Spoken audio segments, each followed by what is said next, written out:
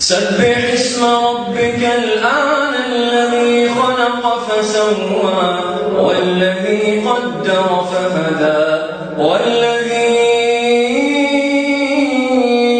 أخرج المرعى فجعله غثاء أحوى سنقرئك فلا تنسى إلا ما شاء الله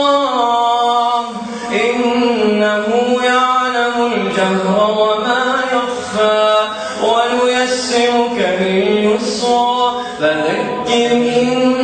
نفعت الذكرى سيذكر من يخشى ويتجنبها الأشقى